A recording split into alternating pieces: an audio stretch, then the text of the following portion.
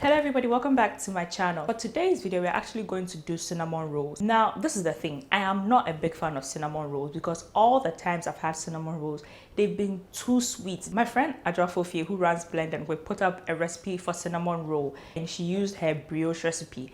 And I've already done her first basic brioche, and for this brioche I actually used her margarine brioche, but I wanted to try a cinnamon roll that wouldn't let me down. And so far, every recipe I've tried from Blend and Whip hasn't let me down. So I'll see you on the flip side. This is the filling for the cinnamon roll. A third cup of dark brown sugar, 30 grams of butter, 3 teaspoons of cinnamon, zest of 1 lemon, third cup of brown sugar. I chilled the dough, add the dark brown sugar to the brown sugar, add the 3 teaspoons of cinnamon, mix that very well.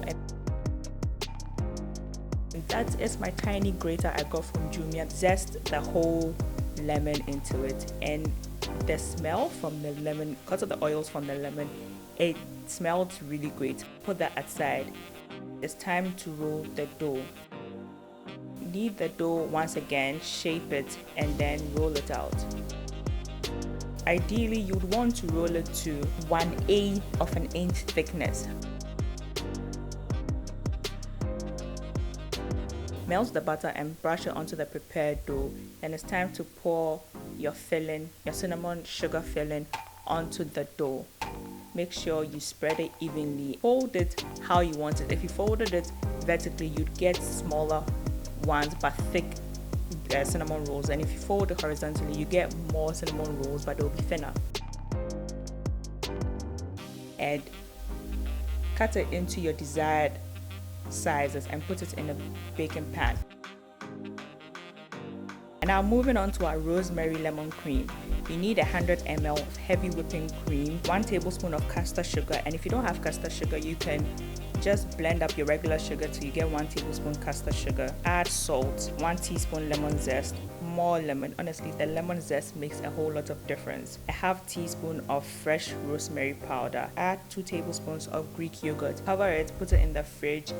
Finally, our dough has risen and it looked very misshapen. Brush over it with an egg wash. Bake it at 200 Celsius for 40 minutes, and here it comes. It smelled very good, it looked very good, and then you top it with the rosemary lemon cream. And I decided to take out a piece, and oh, this was such loveliness. This was good, this was amazing, and I was very proud of myself for first doing the brioche and then doing the rosemary lemon cream because it was good.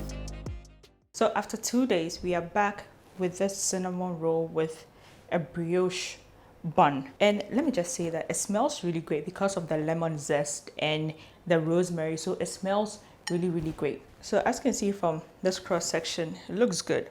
However, I didn't get a clean cut because I don't know, for some strange reason, I can't cut things straight. I'm not going to lie. I thought I would not like this, but it is the definition of nice. It's not too sweet, it's not too sugary, it's just the perfect balance. No, you didn't feel like it was, you know, when something's too sweet, the way it feels at the back of your throat, this wasn't like that. And the rosemary cream on top of it just takes it to the next level. And I mean, I didn't think I'd enjoy it as much as I did, but I did enjoy it.